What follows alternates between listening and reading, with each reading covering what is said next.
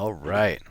Hello, everybody out there, and welcome to today's episode of H1Z1 Dead Feature Rant. Today we've got some awesome folks here to talk about some awesome news in the H1Z1 community.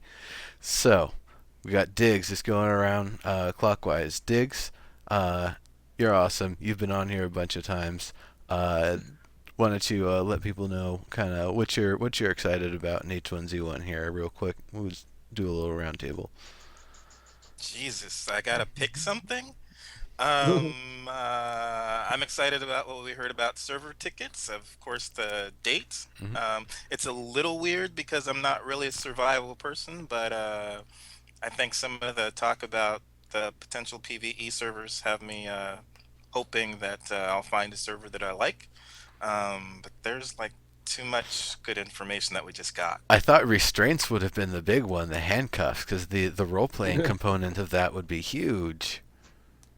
There's a lot of good role-playing stuff going on in here, so we'll Yeah, we'll there see. is. All right, Daddio, what about you? Anything particular that's like hell yeah? Probably more curious about this upgraded buy-in that they're been talking about. Mhm. We're going to be getting more tickets to go on to different servers for different game types and stuff like that. So I'm looking forward to the whole thing, but that's really got my curiosity piqued. Uh, of course, there's a couple other things, it's like, are they going to include pets? Maybe we can get that little toy terrier that was chewing people apart last night. Yeah, Smed's dog, Millie. yeah, hell yeah. Oh, why don't you let people know just a little bit about who you are real quick, and then we'll move along, because you've also been on the show. Yeah, yeah, Daddio66. I'm a casual streamer on Twitch TV and use Twitter to communicate sometimes when I'm streaming. For sure. All right. Sweet. And I mean, for me, like the Q&A revealed so much stuff, but the main thing for me is that they said, and I'm pretty sure it's true, that they could have released it sooner, they could have gotten us into early access sooner, but they didn't because they wanted to make it better. That makes sense, Yep. and we could have been playing it a while back, and a lot of people would have complained about this, that, and the other, and oh, bear just chewed on my nuts and killed me. Like, I think they learned a lot from Landmark. I think going too early isn't Probably. as great of a thing. well, Yep. that and Planet Side too. Like, it's been a lot of learning processes the games have put out over the past couple of years have been in the process of. All right, and Reverend Kremchek, how about you? Yes. What what was the things in anything in particular that specifically stuck out? Like, man, that's what I'm looking for. Well, I would just say everything together. I wasn't really expecting anything, and I wasn't surprised by anything. I just kind of went there with an open mind and said, "Yeah, I can't wait. Can't wait to kill you guys. I can't wait to troll you guys. Can't wait to make friends with everybody and then backstab them. Like it's gonna be amazing. The Reverend Backstabber. It's gonna be awesome." Nice, nice.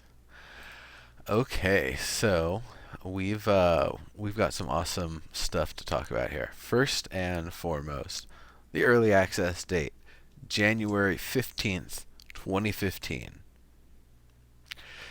And that's the date it opens. So did they say anything about when we get to purchase? I Is heard that people next ask. week? I did not hear an answer. Seems like it might be next week, or there's going to be more information next week. But More information That'd be next week is nice. what I heard. Yeah. okay. And I can see that being one of the reasons why they're doing the early access the way they're doing, letting us know now and giving us a little grace period to kind of get prepared so we can ask whatever final questions and anything that they want to know about from us. We can provide while they're building those systems up. But then the other thing is it allows them to slowly release information, building that hype train, and Hmm. keeping us interested. They could have a bunch of stuff written, and even over the holidays, just have somebody remotely sign in and throw down an article on the website or something. There we go. Mhm.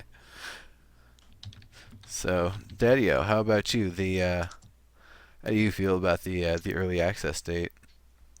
Well, I was sort of hoping they do it December 15th, a little before Christmas.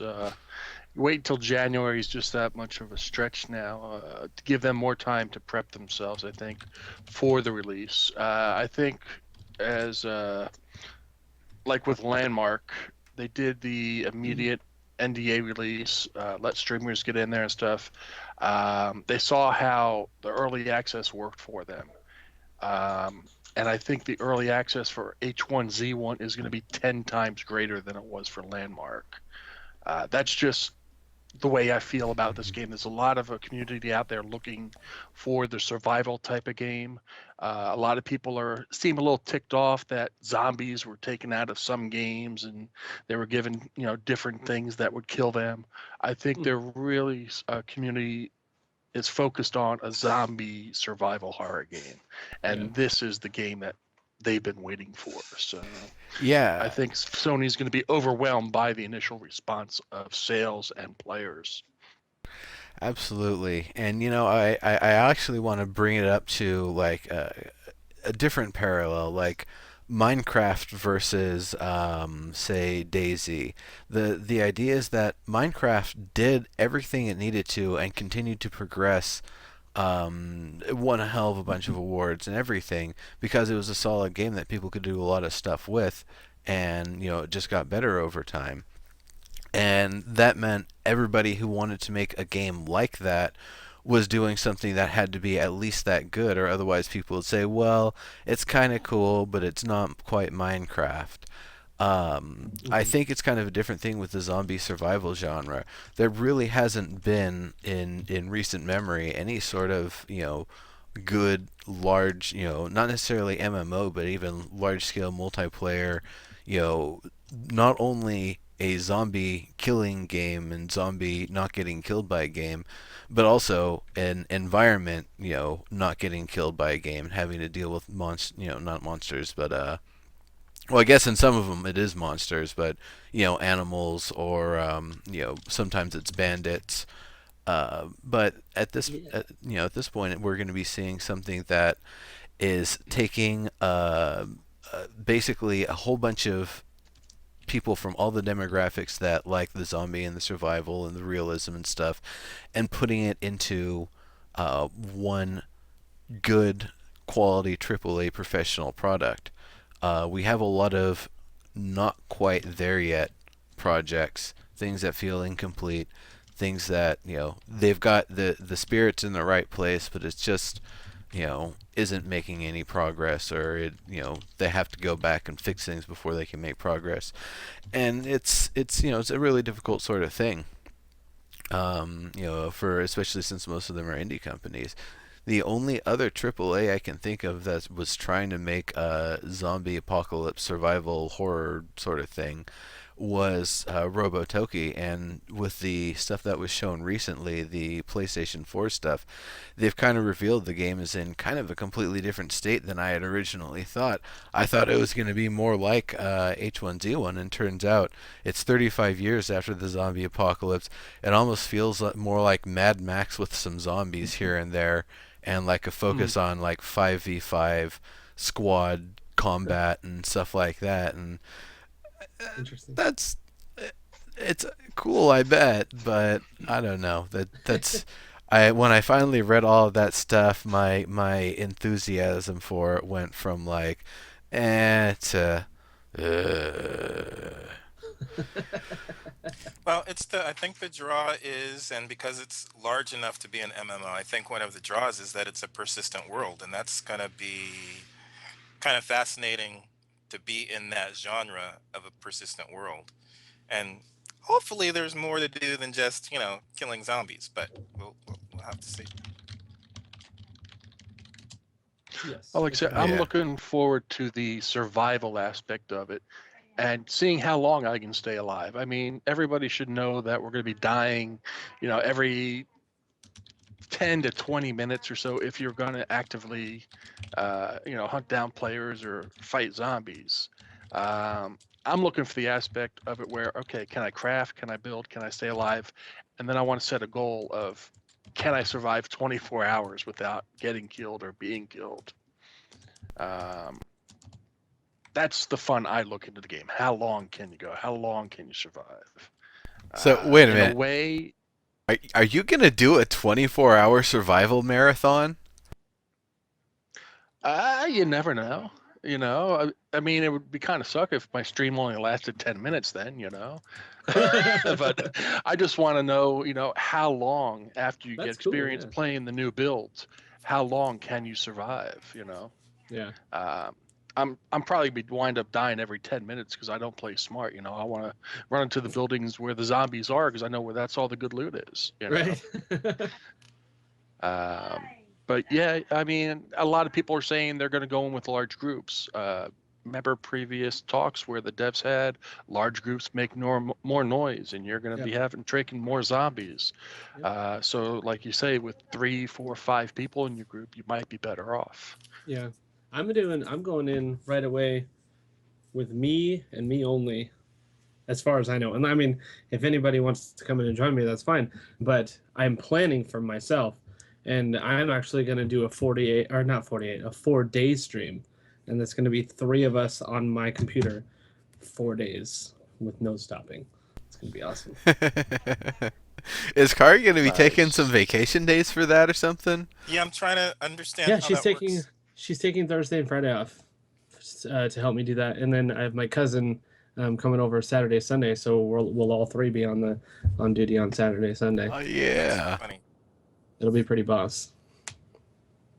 Yeah, I mean, I've played a Care Bear, no kills, no deaths tune on WoW, harvesting only. If you have to try and do no deaths for 24 hours, that's gonna be like a 36-hour, 48-hour stream. If you have to Right. start over every time you die, that's Mhm. you can spend 24 hours trying not to die, but if you have to start that 24 hours every time you die, that's Ooh, there's you're some gonna die. high-pitched hissing I was hearing from Ooh. somewhere. I'm getting that too. Hmm. Not anymore though. Weird. Interesting. Oh well. I think that was on your side, Daddy-O. Whoever it is, tell him to stop blowing the dog whistle. Nah, that wasn't over here. Okay. Right. So, January 15th, 2015. I think that's a good date. I was saying, I came out and said Wednesday, like tomorrow, because I wanted to be optimistic and I wanted it now. But I think January 15th is the perfect amount of time. Now, this is going on a completely different angle for why they might be releasing it then. Is because they want to wait until the end of this tax year before they start, getting all the mad sales from, 10 million people in like Russia alone buying early access big packages like on day Just one. give themselves a year and a half to file. Yeah, Whatever. whatever. I mean, it's I guess just they do 6 months for a business, but yeah. I would imagine if they're looking at the amount of money that's going to be coming in from it, basically if they started getting a big old pile of money right now that they aren't going to be able to, do all the stuff to fiscal year different. So nope. Okay. All right. Never Well, I'm mind really then. surprised that they didn't do the pre-orders or advanced sales prior to the release. A lot of companies doing that now. You look on Yeah. Steam and you see buy before release on at least 10 different games right now.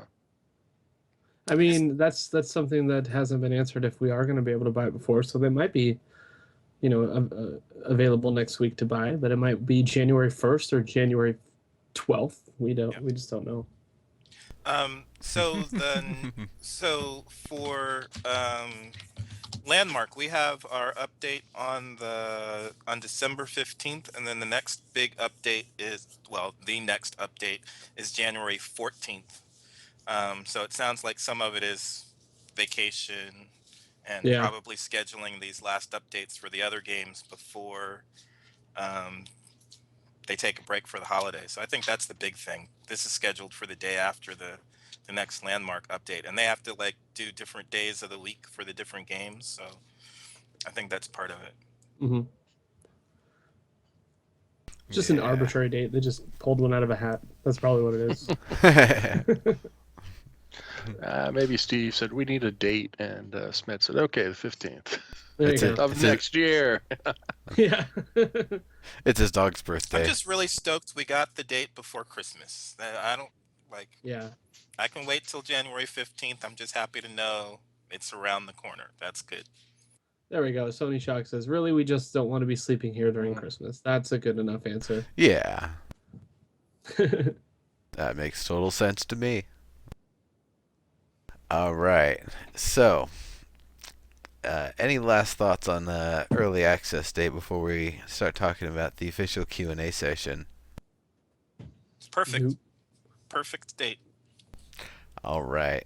There is one last little thing that I'm kind of hoping for is being able to buy bundle packs at a discount, like a 20 pack of Yeah. early access keys for $250 or something like that.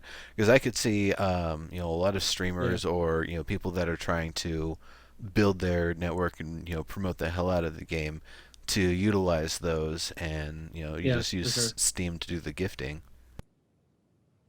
Yep. That's probably what I would end up doing. Yeah, especially when they said Steam's going to be the only way you can get the game right now. I mean, down the road, I don't know if that's going to change or not, but they said Steam access only. So Mm-hmm. Yep. Yeah, no, they said definitely for right now, and we'll just get to that in the notes when we get to it. But yeah. So this is they refer to it as the next big thing from SOE. So if Landmark was the last next big thing from SOE, then H1Z1's it, and then I'm guessing EverQuest Next is going to be next, and then Sturm und Drang, and then who knows? Maybe they'll get serious with the collectible card game market or something. We'll see.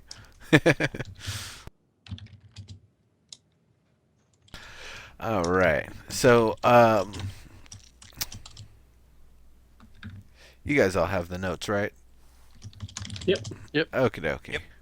So, there's the two SKUs, the two SKUs, the two different versions that you can purchase. Now, one of them is the standard $19.99 access that we've already heard about, and this other one is a new one that we hadn't heard about before, where we're going to be getting some stuff that is apparently beneficial.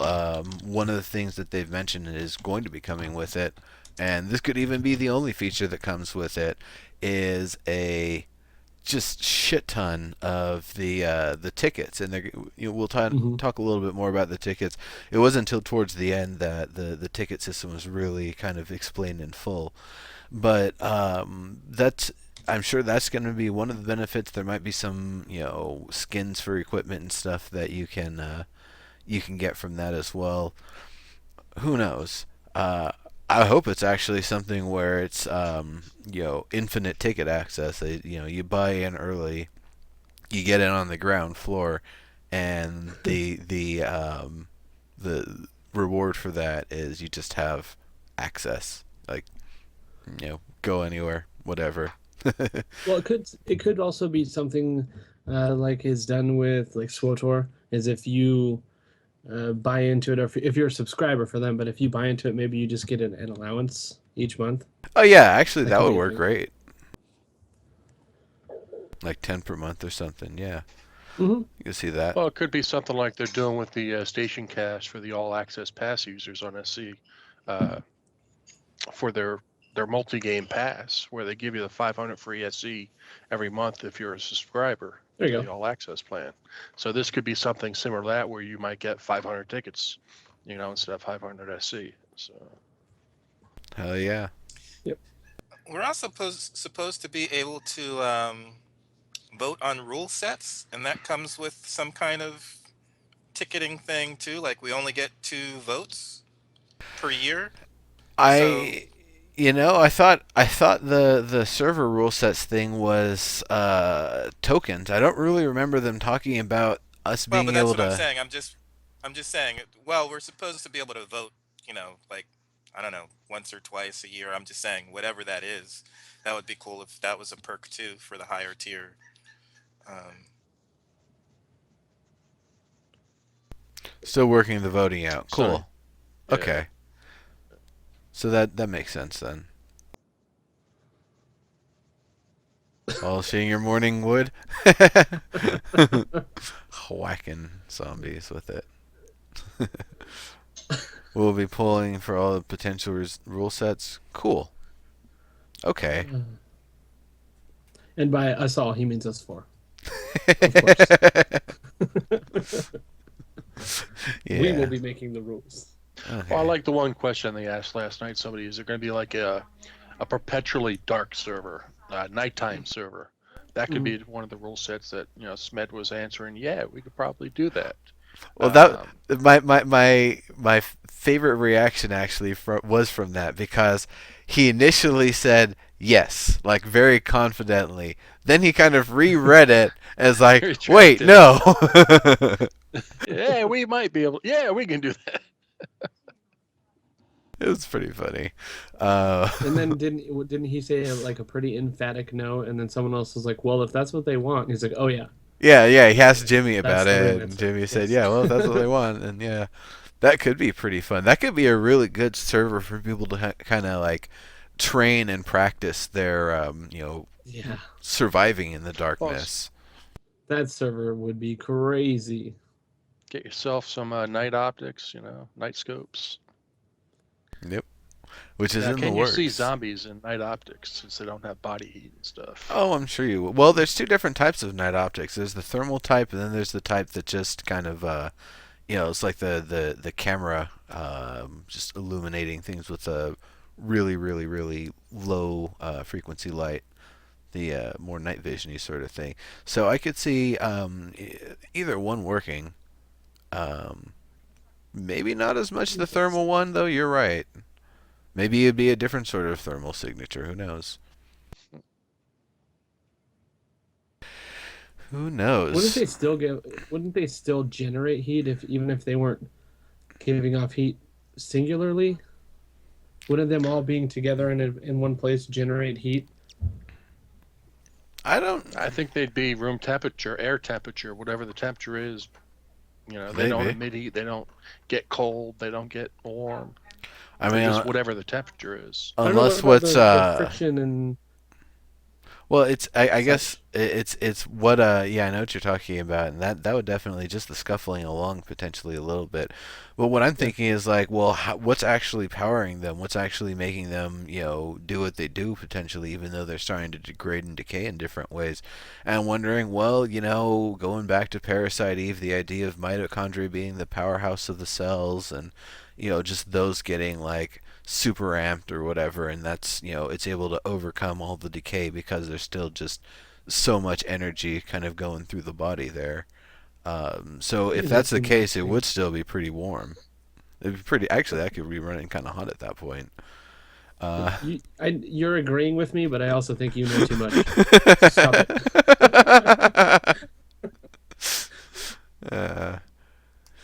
All right. So the star of the show and one of our topics here too, Smed's dog Millie. No, just kidding. Smed's dog Millie. Holy Yes. shit! Just a little terror. Speaking of mitochondria, Yeah, that she's thing. like 2 days old.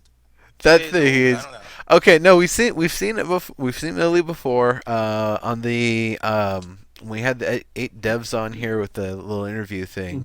Mhm. He stood in front of the camera with his dog for a moment and obstructing things before then going off camera and whispering, "Early access in 1 week. Early access in 1 week." Into the camera like a troll, because that's how Smed does He things. is. That's how you can't trust him to give you an actual date unless it's something the rest of the company backs him on. Right.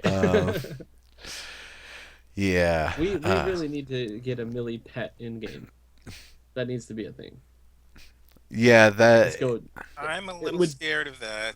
It sounds more like a snack than a pet, but Well, it has a chance to maul the zombies to death, but it also has a chance to bite your ankles off. I figured you'd So use it for hunting rabbits or something, like there to you go. try to pull them out of burrows and stuff. Uh, yeah, that that dog was just hilarious. Just biting everybody, crawling over everybody, jumping up on everybody, like jumping up on furniture. She lost. Do you notice how she lost her harness at the end of the throughout the stream? It got lower and lower until it was gone. Yeah. At the end of the stream, she was not wearing it anymore because That's she just funny. kept squirming at everywhere. Yeah. It's a crazy dog. Yeah. I think the I think solution he is talked about the dog as much as he talked about H1Z1, though. a little bit. Well, the camera crew was just like focused on them the entire Yeah, time. they were. It was pretty hilarious. Like I kept on noticing. Wait a minute, weren't we just watching someone talking a second ago? Now we're looking at the dog again. Right. What Millie needs is a little H1Z1 bandana around her neck. There you go. You know. There you go. And then they get sell them online as a little dashboard toy for the trucks you're going to be driving. There A bobblehead That would sort be of thing. hilarious. Actually, what I was gonna say is, in that situation, I usually for an animal that small, I just turn them upside down and kind of hold them that way. They can't really do too much about it. They don't like it, but eventually they run out of energy. They don't really have too much range to actually get after you very much, especially if you really like kind of just lay your arm across them. So yeah, I guess pro tip for future interviews or any things like that you guys do in the future, because I know Sony Shock is here. Definitely just turn Millie upside down and just like that's that. Try not to get punched by Smed in the No, process. no, I don't think you care. Smed had her upside down for a little bit. Oh, Yeah, did yeah. I think Smed's fingers were bleeding by the end of the night. Yeah. He was so hard. Yeah, everybody was just getting gnawed on. Paul's shirt, I remember at some point she's just like biting at it down there, hanging off of it for a moment. It's just hilarious. So you buy a 3-pound chihuahua with an H1Z1 bandana. Alright. So enough about the little show stealer. I'm sure we'll talk about that a little bit more throughout. Apparently, our show stealer as well. Yeah. Well, no, it's one of the topics on the list here. I accounted for it. So PvE only servers. Yes, there will be servers that are PvE only. What does PvE only mean? I don't know. You can't inflict health damage. Can you get them sick still? Can you restrain them still? Do you inflict stamina damage instead of health damage? How does It that means work? I'm gonna have a server to myself because nobody's gonna want to play on a PvE only server except me. I can see people actually wanting to do that, want to focus on the zombies and building and things like that, because it's definitely gonna be easier building and creating your own thing, your own place in the world if people aren't coming by and trashing it every 10 minutes. So It'll definitely be easier for the streamers not getting Steam striped by Yeah. people watching your stream and hunting you down in game. But Right. PvP's got to be the way to play this game. PvE might be good if you want to learn the terrain or the map, because I think every server's having the same map. You're going to know the terrain and stuff. But PvP's got to be the way to play this game. that's where I'll be. As You Smith would say, if you don't play PvE, you're a pussy. Well, the thing is, I also see it as if you want to play more of an RP sort of thing where you can't kill people in conventional ways, like the idea of morals and ethics and stuff. And, PvE without a karma system, I could see being a lot of fun if you're going for more of an RP specific focus. Just because you can't kill somebody by stabbing them, you have to like surround them with like 3 or 4 people and then kind of keep pushing them until they're at the edge of a cliff and maybe you can push them off or something, or I don't know. There might be some things that you can do to like make their situation much worse, so they'd rather just leave. Yeah, I don't know. I'm gonna be playing on PvP myself, like. If I can't kill Yeah, people, for I'm sure. pissed. That's just me. Hey, Neuro, I just sent a file. I want you to show it on the stream. It's pretty epic. It's All right. H1Z1 related. All right. Yeah, I mean, I think that's going to be the good thing about getting tickets. I don't know how many servers will be able to get on without tickets or without, with just the standard. But I think I'm going to need at least one to play with some PvP folks sometimes. Yeah, for sure. Well, I'm sure there'll be non-ticketed servers. They said that there's going to be ways that you'll be able to earn tickets. Yeah, I'm just saying, if they're starting small in the beginning, we don't know how many characters we're going to have available for beginning of like day Right. one. We don't know how many characters. Well, I imagine this game be like, you have one character and you die and die and die. I mean, you start fresh every time you die. So what would be the need of having more than one character? For a server, so if it's one character per server, so that's why I'm saying I'm going to need at least an extra ticket so I can have a character on a PvE server and a character on a PvP server so I can visit Well, everybody else.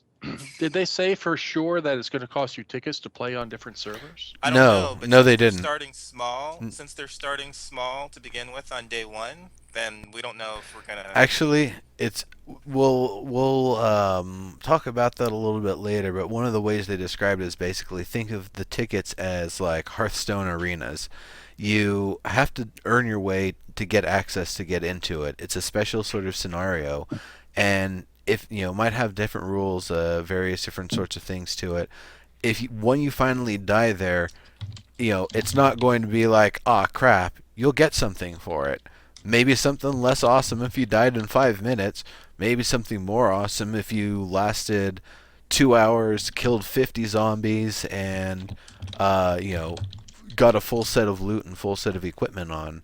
So that's what I'm kind of excited for with it, is that you're going to actually be rewarded in some way or another for actually going forth and using these tickets and engaging on these servers. But at the same time, that indicates to me that we're going to be able to earn the tickets by playing on non-ticketed servers of various types, probably with more standardized rule sets rather than some Right. of the wacky stuff we might see on the ticket servers. I don't know. It's starting to feel like the old Disney style. You needed it, 4 tickets for this ride, 5 tickets for this ride. Just let me play the game already and not have to worry about it. Well, we'll see.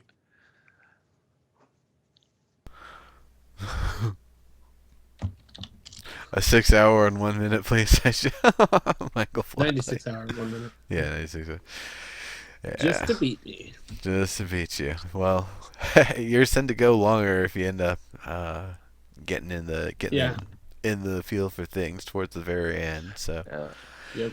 All right. The one thing I would like to see the tickets to be used for is hosting a private server. If I could have a private server for me and my friends to play on, and invite people while I'm streaming, come onto my server where, I pay X amount of tickets to have that server hosted for me, and my friends help pay that cost.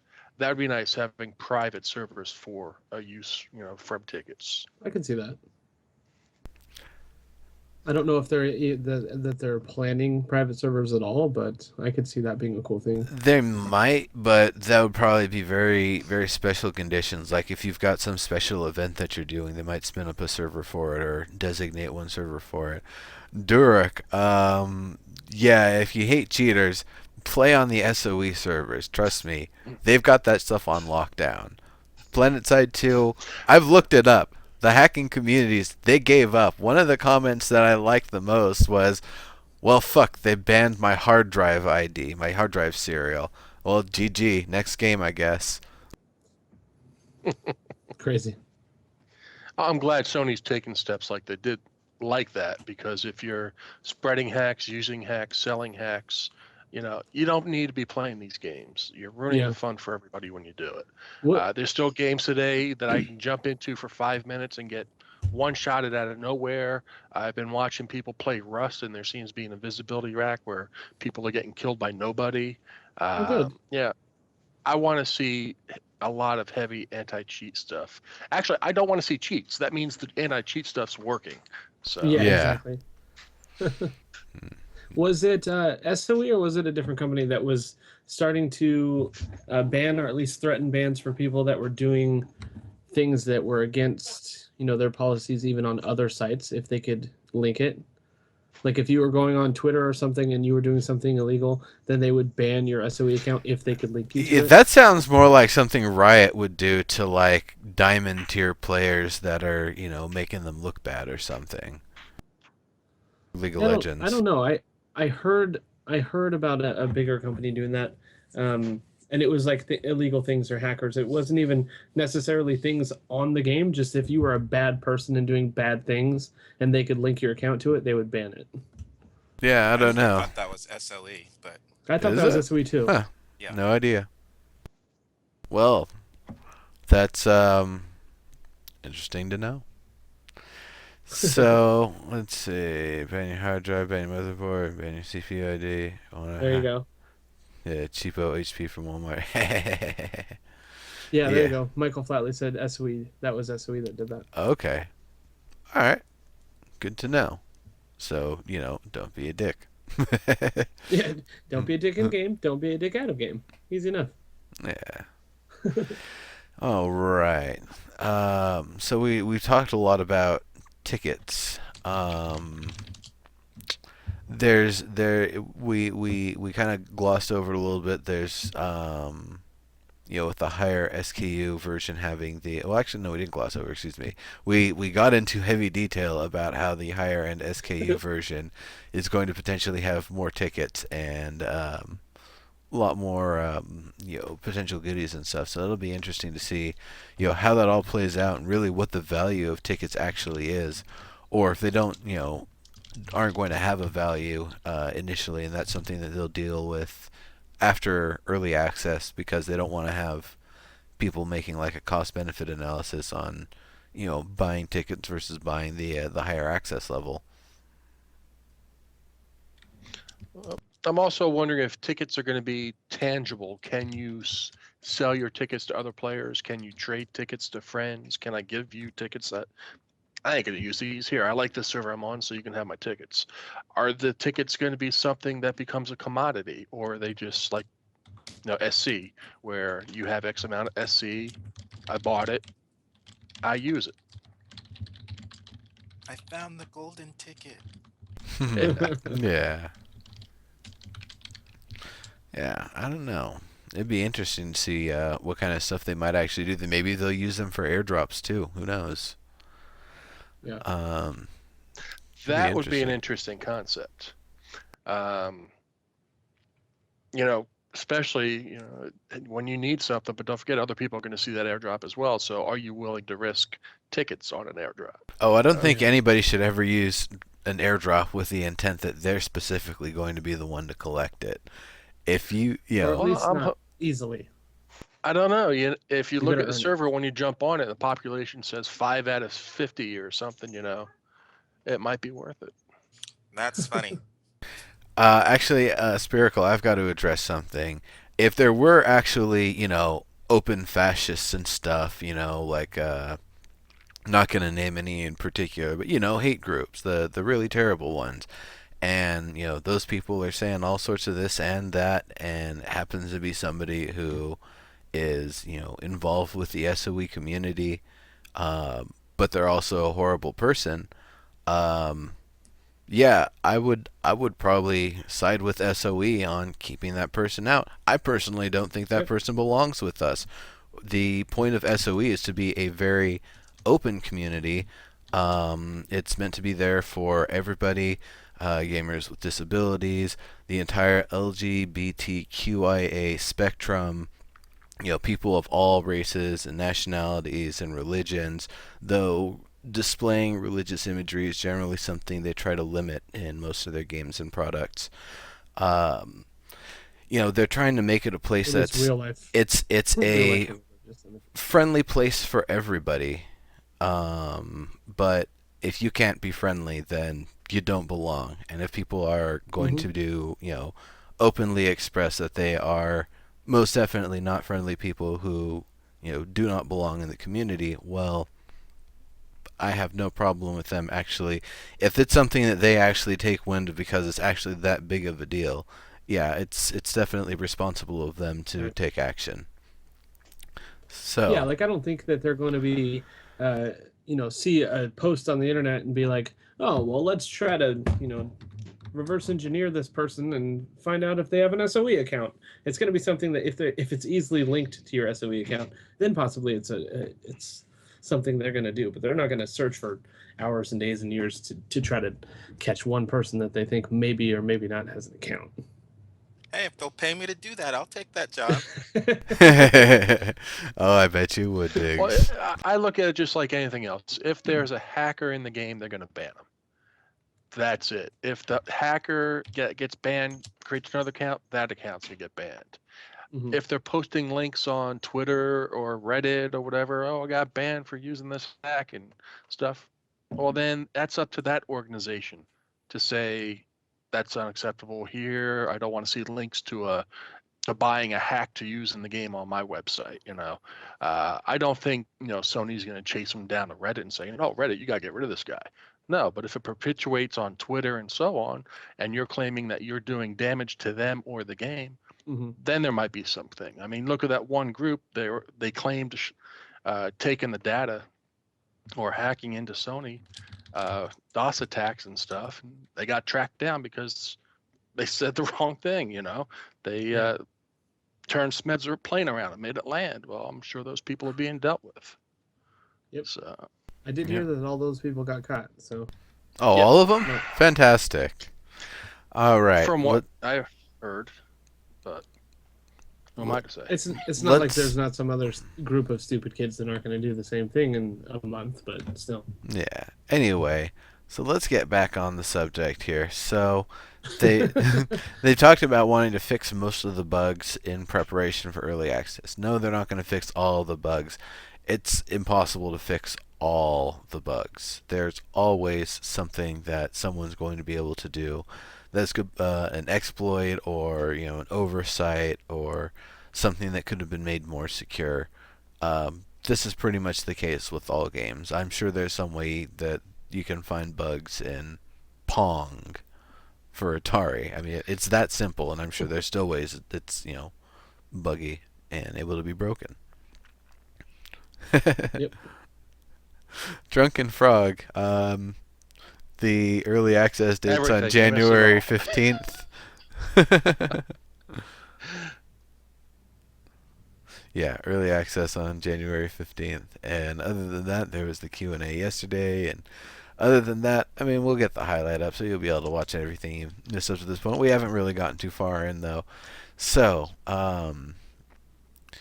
yeah, then they'll fix a lot of the bugs. They'll fix the ones that they can find, the easy ones to find, some of the more annoying ones that might affect performance and stuff. So I'm happy about that.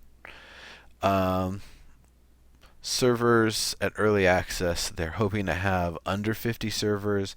In terms of the population they're going to have, they want to start small and build up the numbers. So I don't know if that means a few hundred, if that means 100, if that means 1,000. I just hope doesn't mean 3-hour-long queue times. I was going to say queue that into a seems server, really low to know. me. I think if they want to avoid what Arcade did, I mean, Arcade had thousands of people wanting to play, and they really had limited space. I think EA or early access for H1Z1 expect a mass flood. SOE is not Uh, afraid to spin up more servers. That's the thing. No, Yeah. no. That's another reason to open up the packs a little bit early so they can get some idea of the numbers. Right, exactly. Yeah. I mean, how many people pre-bought Landmark Alpha before it started? A lot of people. I think they started out 2 weeks before launch. Mhm. Maybe It was 4 more weeks than that. It was at least No, a month it was- before. It was It at was least a a month. month or 6 weeks, something like that. Yeah. more. Was it yeah, that it long was before? 2 months, 6 weeks, 2 months, something like that. Yeah. Because I remember asking for the pack for Christmas. I think November 11th was when they announced the packs. Yeah, and it And was then- live end of January. Yeah. So almost 3 months. Yep. All right. And actually, I think Landmark had a pretty smooth launch for early access, It did. closed alpha. It was They're so really, good. They the pulled off the servers weren't NDA. overwhelmed. They pulled it out. They put more servers on because of the load. I think they kept it going, and right now they're probably planning to add a few more servers once it goes live on their end with the open beta and stuff. So they got some history now with pre-ordering and buy into alphas and betas. That should help set the foundation for H1Z1. Yeah, for sure, for sure. I mean, Yeah, the but thing with they need some. with Landmark, they had such a good release. Not only were the servers stable and they were feeling real confident about it, they literally wanted to spin up more servers like the Saturday, like basically the day that they got things going. But it was Super Bowl Sunday that weekend, so they couldn't get any business or any calls from anybody anywhere. So it's like, screw it, we'll just get it going on like Monday or Tuesday. Well, but they had to because more people. I Who mean, was those. watching? Yeah, we were in queues forever that first weekend. But I wonder how many people will be trying to get into H1Z1 because, like I said, I'm not really normally on the market for this type of game. But I'm very interested in this, so I'm wondering how many people off the radar they'll actually pull in. I think that a lot more people play it as than it's going to be worth 50 servers. When they said that, I immediately thought way low. So, I mean, I hope that they're ready to spit out more servers and day one possibly, because I don't want like Daddio said, I don't want a 3-hour wait to get on for the first time. So Because are we hoping that they've got room for 500,000 people, or like how many? What's the number that we're thinking? well, I mean, if people are going to be playing, they should be able to play, yeah.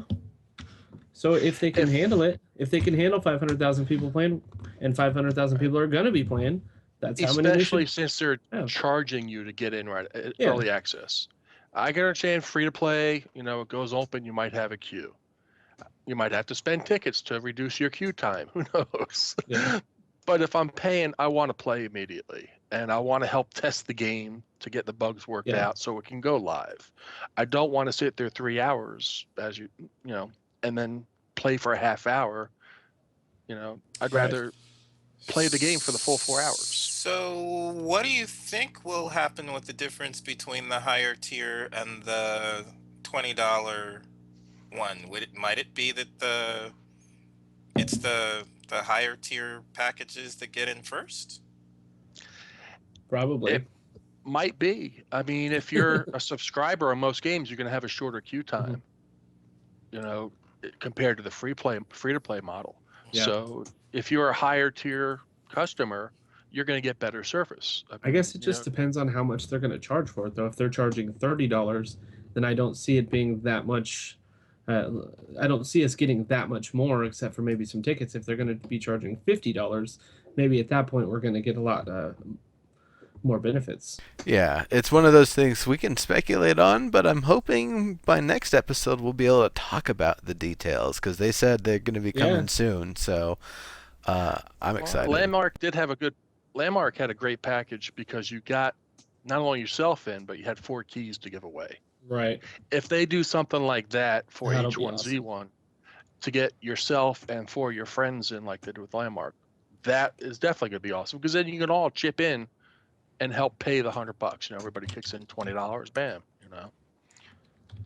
Yeah, absolutely. All right. So, and that was around the 5-minute mark. Like, that was early in the video. So we have quite a bit of stuff to talk about. I got like 8 pages. We're only halfway through the first one. Yeah, I saw the 8 pages. Like, holy cow! This is not one episode's worth. Yeah, this is. You shouldn't have had me that, because I can keep talking and talking and Oh talking. no, that's fine. We can stretch this Q&A out over a few weeks. Don't you worry.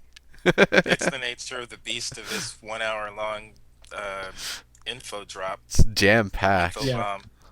Yeah. Oh man, there will be a roadmap. That, of course, that's how they Yep. roll. That's how they do things now. It's to be Yep. expected, and they've talked about it before. So, uh, But it missed the date. It missed the date. Yeah. Dygz. Ah. I could see them going back to the, oh yeah, we're not going to give a roadmap or something like that, or possibly just saying, during this quarter, this is what we want in, so they're not really set to specific weeks. I could see that more than saying, well, on December 8th we're going to, or February 8th we're going to have this in. And we're like, oh well, we had to push it back till February 16th. Oh my gosh, this is ridiculous. We have to wait for 8 days. If you say Well- Q1, then we'll get it by freaking March. Or the end of March. Then again, they gave a release date. Who's going to say what happens between now and then? You got to give them flexibility. I mean, Yeah. things have happened in the past where internets have gone down, so half the country might get it that day and half the next. We'll make the date, but just following the blueprint for Landmark is just ugh, reading the forums and how people complain about they promised us that this would be in, and we still Yeah. don't see it. Oh, that P word. That P word is hilarious. Promise. They I promise. stopped reading the forums. Yeah. Best thing to do is stay away from the forums. That's You know what's going to happen? Mm. It's a tad off topic, but what's going to happen is we're going to have the most major sunspot or solar flare of all time, and it's going to be January 14th. It's going to knock out the whole country. And everyone's going to say, no, H1C1, no. But then we'll be like, start of the real apocalypse. Buck up, guys. Let's do it. You are the game. And now we only start with a flare.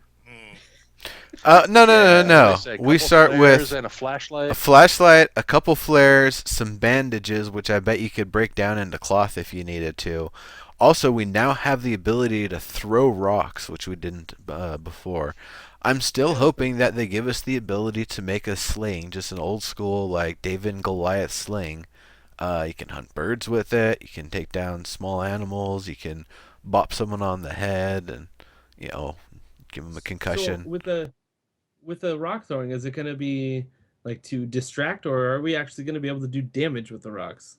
That's a great question. I almost hope there's going to be like a left click and a right click, so you can do kind of a soft lob just to get it away and make a distraction, or you can do more of a hard like baseball toss to actually try to inflict damage with it. Yeah, wrist rocket's another thing I'd really hope, and these are all things that they can definitely put in over the course of early access. Gonna go David on yo ass. Hell yeah. That's how we do it. Did they say something like 21 different weapons to start off? 16. They've got 16 right 16? now. And I don't know if 16 also includes like tools that can be used as weapons, or if that includes every single thing that has combat consideration. Countess, a wrist rocket is like a slingshot that it's kind of mounted on your wrist. You have the projectile here. You pull it back, and then you fire, and it's really accurate. You can aim it pretty easily, and again, you can hunt birds with it. I remember I used to see them at like Big Five and some other stores and stuff. So you could potentially go out and buy one, right? Meow. Right, meow. That's not what I said. It's not. So, 8 by 8 kilometers is the start. It's starting in any town, USA, and it's going to grow outward to cover a large area that is reminiscent of America. Right now, we're starting with basically the size of a PlanetSide 2 map, and so I say, if you want to get an idea of the scale, try running across a PlanetSide 2 map. In fact, if you want to try to get an idea of surviving in H1Z1, find a populated map on PlanetSide 2 and try running across it on foot. You're not going to make it. At some point, Didn't they say it was like some the length of Massachusetts or something? well,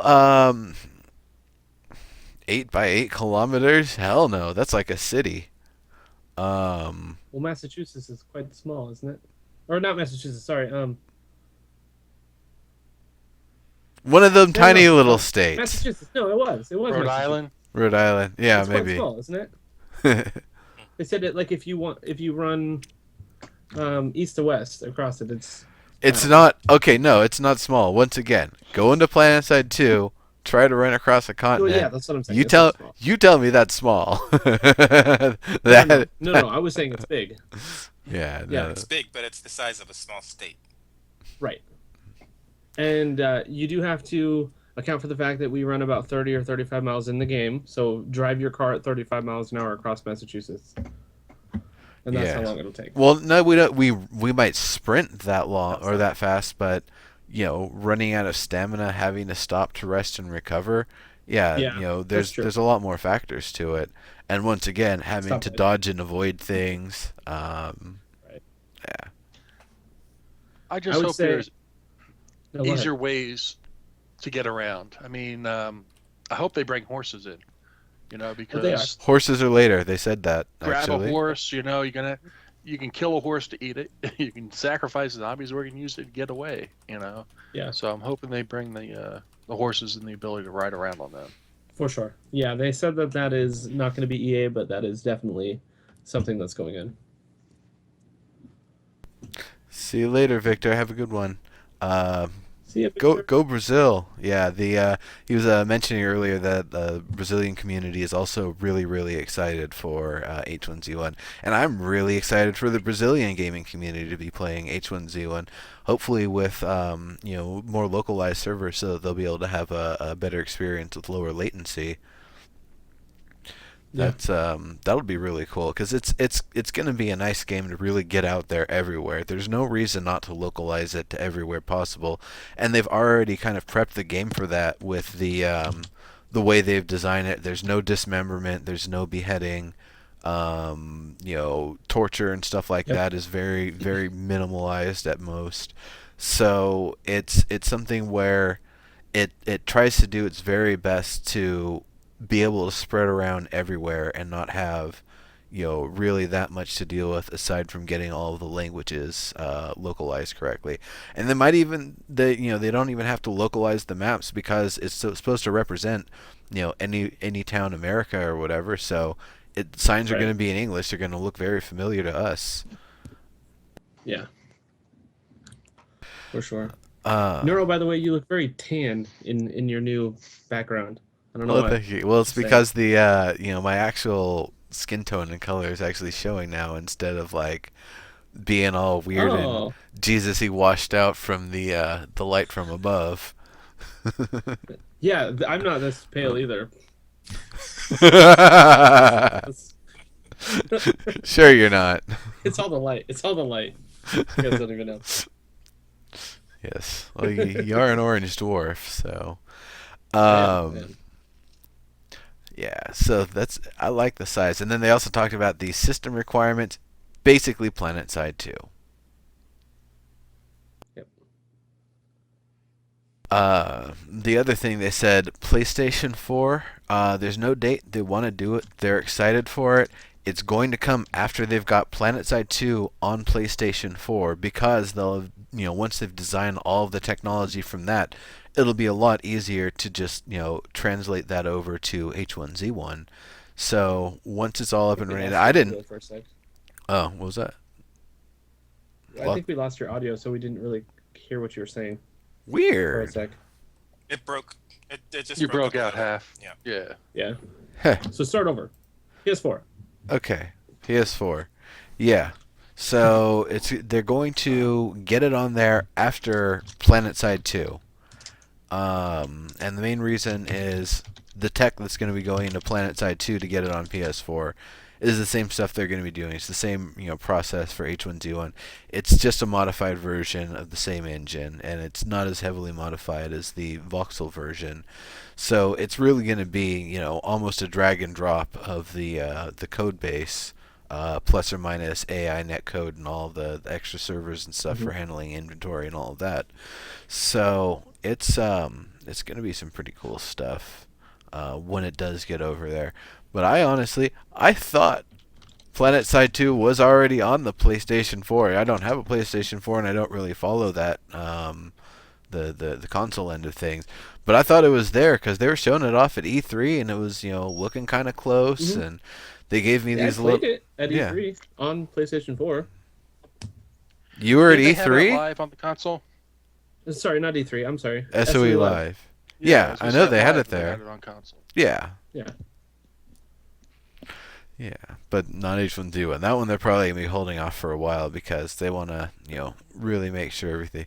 What are you You didn't go to E3, you goofball. No, I was looking at Renell. Oh. No, it would be fun video though, trying to get a green screen working. No, he'd use a blue screen. He's not Oh, gee. Hulk. Not use words. Hulk just, still smart. I was happy to hear that even though Mac isn't going to be day one, they're going to wait until after PS4. At least they're thinking about Mac. Yeah. Yeah, and it's also good that they're doing, because that means they're going to be probably applying the same application, getting Mac up and running for the other games. I don't know if Mac is playable for PS2 yet, but I'm sure because there's still such a large artist community that just uses Macs. Landmark on Macs would be a huge deal for them. Right. Yeah. And I know a few people that in my community that have Macs, and it would be really nice if they could play with this because they can't play anything with us. right. Yeah, like I'm on my Mac right now. I just use my PC for Landmark, but if I could play Landmark on my Mac, I'd play it on my Mac. There you go. Nice. That also brings into the requirements being 64-bit only too. Much like Landmark, you're going to have the updated software, the updated window operating system, and be running a 64-bit PC. Mhm. So, PS4 luckily can handle that. So are they downgrading the game for PS4, or will it be, true to PC? I don't know if it's going to have full access to physics and all of that stuff, so we'll see. I would bet that it is going to be the same because the system recs for PS2 PS4 is pretty legit for that, yeah. Gotcha. So that's pretty much the same system recs. So I'm sure it's going to be fine. Gotcha. That makes sense. Okay. Yeah, it will. Yeah. But I have no idea. So Okay. So, ducking into cars is, I don't know what game you have to duck into cars. I'm guessing that's like a bug with Daisy or Rust or something, but they said no, there's ample room for people to get into vehicles. So, kind of I guess a smart ass answer to a smart ass question. I don't know. I don't know the context well enough to know if that's the case or not, or if it's like a serious problem with the game and they're like, no, it's no problem. I wonder if there's actually going to be the animation of getting into the vehicles. We don't have that in Planet Side 2. That was one of the major breaks from Planet Side 1, is that Planet Side 1, there's actually the animation of you getting in the vehicle. You can potentially get kind of shot at while you're still climbing in, and while you're climbing in, you're not, instantly in the seat. You're kind of transitioning from like the first person to kind of looking at yourself getting into the vehicle and then being in the seat of the vehicle. So it was a lot smoother a transition than Planet Side 2 did to be able to climb in like PS1. So I'm hoping that'll actually translate back to Planet Side 2 at some point, but I'm really hoping that there is the actual climbing into vehicles animation that's going to go into H1Z1. It would feel really silly not to have it, I think. well, that would allow for I would say if you're not that great of a shot, it would allow for you to kind of get the upper hand on somebody because if you really do have a little bit of a slower animation getting into a car, you just kind of sit there and hold your sights on a car door and just wait. I can never catch up to somebody. You did a good There'll job. probably be some kind of animation, because if you can jump in the back of the truck, like they were saying, and start shooting people from the back while it's moving, Hmm. hopefully there'll be something where you move around in the car and duck out the window and start shooting eventually. I would So, Yeah, for sure. For right now, I think the cab of the vehicle is a sealed system, kind of like it is for the harasser, or really any vehicle, except the Flash and PlanetSide 2. So I don't know if you'll be able to Can you shoot. shoot out the front. What was that? Can you shoot out the front windows though? No, no. In PlanetSide 2, the only way you can shoot out of a vehicle is being in the rumble seat to actually fire your weapon. Otherwise, you have to be using a mounted gun.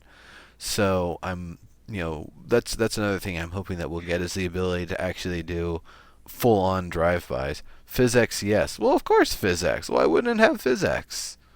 What is physics? It's the NVIDIA particle system that causes, instead of it just being an explosion, it's an explosion. There's all the little scraps of dirt and everything flying around, and the particles look all beautiful. If it's turned on in or in Landmark, that's what makes like the spire, the Flag? crystal.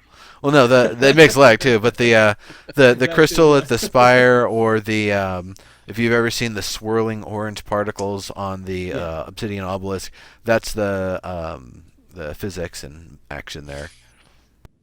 Yes, gotcha. Cool. I like that too. Yeah, it is pretty cool. It's pretty well used in PlanetSide 2. It looks really cool when you're going through one of the energy beam things, one of the transporter beams, and it kind of looks like the particles are actually attracting to you. So. Hey, Cyclone McCurts is here. What's Yep, up, man? yep. Prison Shake!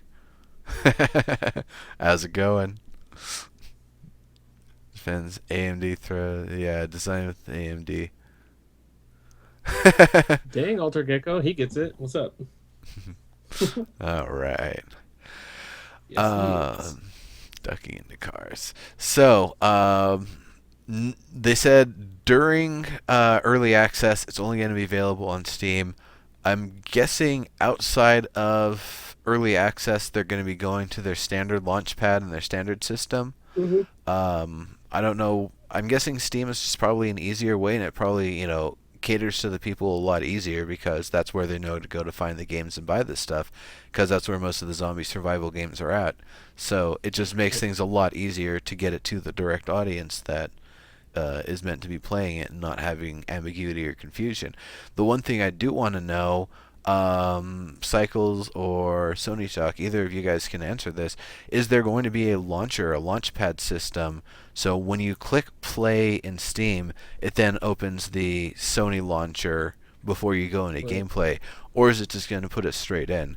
That's something I've been wondering, and it'd be really interesting to know. What's the difference? The difference, What's the difference? right now, with pretty much every other game, I don't think you go directly from Steam into gameplay. I'm pretty sure you still go to a launchpad. Okay, so it is still going to be a launchpad. Cool. I guess the other nice thing with that is the launchpad probably has other security and stuff to protect against injectors and other things, so you can't, cheat the system. Like, oh yeah, the game's loaded. Now I can change the files and press play. It's like, nah. Pretty sure the launchpad catches that stuff. I'm hoping, since they're using their own launchpad, that we don't have to go through a Steam store to buy in-game items. I want to buy it directly from in-game. I'm sure we will. It's SC. And stuff, so. Yeah, we're using SC. Well, that's what I'm saying. I want to use my SC. I don't want to use money going through Steam to buy the stuff. So. Yeah. For sure.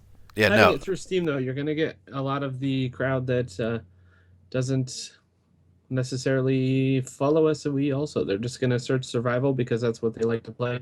And then I'm assuming within the first few days or weeks or whatever, that's going to be the top on the list. So you're going to be, it's to have on.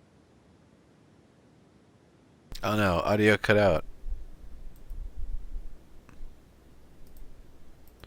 Can anybody hear you guys? Can you guys hear me? Oh. Skype, what are you doing? Hold on a second.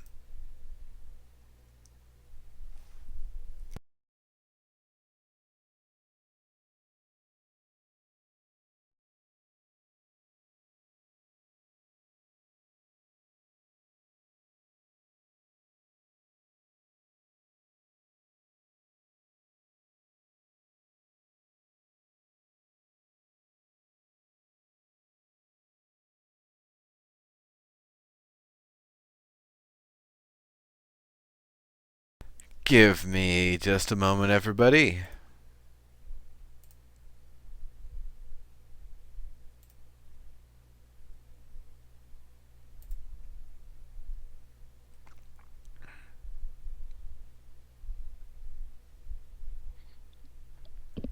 Hello?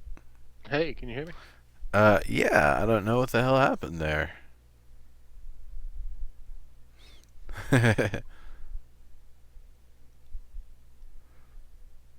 Steam Me wallet. neither.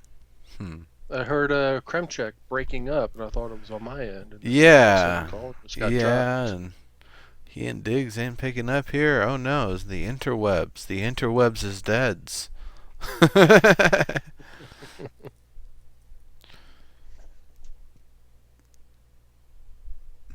Oh man.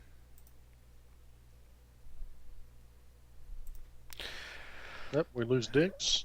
Yep. Let me try to add both of them back in here. I don't know if maybe both of them had something that just decided to update right now. Hey, it's me again. Yeah, what happened? Welcome I back. think I saw Daddio's video and he was like, what's going on? And then I was like, oh, Daddio, we lost you. And then boom. So I I'm was gonna blame it on tapping him. to see if it was me, but you were breaking up on us, and I was like, I hope it ain't me. Oh, It was I'm just just gonna blame Skype, it I on you. think. Yeah, and then Okay. things just kind of broke for everybody. Yes. So we get Dygz back in here. I'll get the thing back up, and we'll keep on doing the thing. Yeah. So before you guys lost my audio, I said something amazing. I don't remember now though, so whatever. Yeah. It Oh, was. somebody's gonna kill me.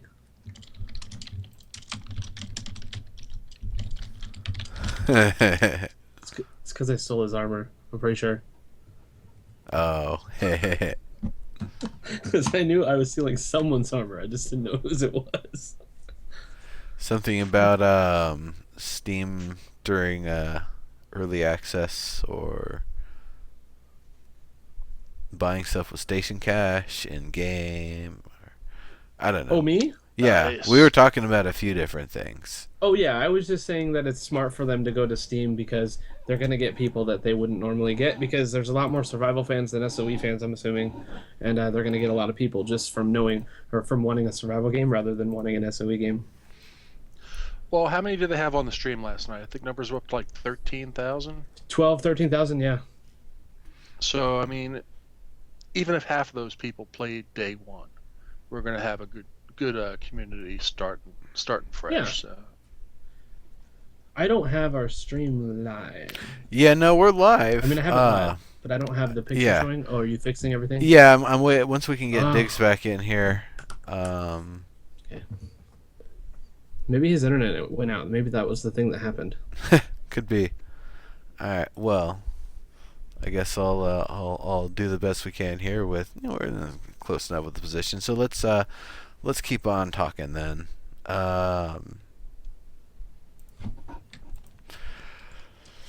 So the next thing that we were talking about. Let me try a call there again.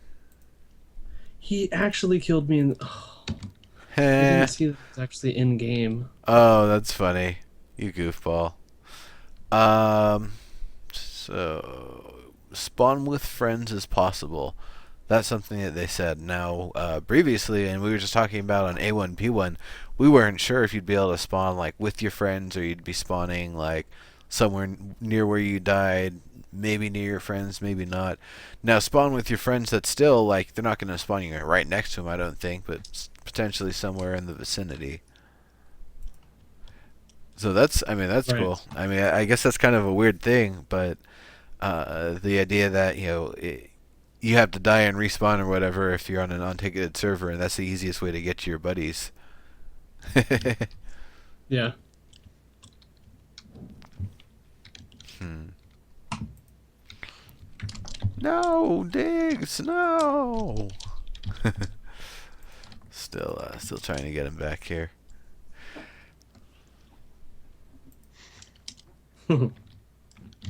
So there will be base building in early access, by the way, folks.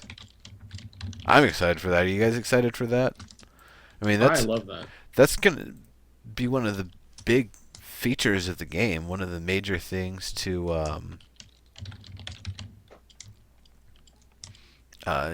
really be looking forward to is the idea of setting up your own permanent infrastructure, your own place that you and your buddies set up in the world that you can then try to defend, or also that other people will set up things that you'll be able to identify as player made and try to raid on your own and try to destroy or do whatever you're gonna do to it. Try to Well, get the zombie horde there. I mean, I'm hoping the fences, the chain link fences, aren't like a permanent barrier. Enough They're bodies not. against the weight, let them tear it down. Bearing weight against it and stuff. Yeah, well, that's the thing is they've said that, or they've actually demonstrated that you can already destroy fences. So you'll not only will you be able to chop down a fence with like a hatchet or a wood axe or a fireman's axe or whatever rather, or probably a sledgehammer or a crowbar would be even better for the job, and you'll get metal scraps and metal bits as you do it. So not only do you get the barricade out of the way, you get some materials for it. It's kind of cool.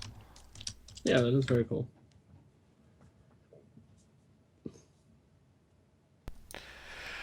Yeah.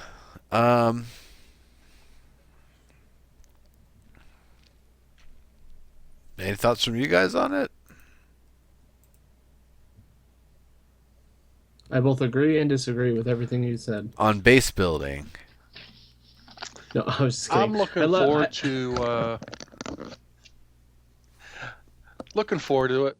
Trying to work with a bunch of friends to see if we can maintain a building of some kind. Yeah, that's Yeah. probably going to be the first thing I try to do is go out and get some materials, build a base. That stuff's pretty awesome to me. I love it. Welcome back, dude. And I'm gonna Hey. welcome back, Ish. Oh no, you're back! Yay! I don't see your Welcome video back. yet. But welcome back. Yeah. Hey, Oh, kitty, no. kitty. Should be trying. Hold on. The new build didn't Cycles, yeah. Bad build, gotta Oh. go. Got Happens. killed picking berries again.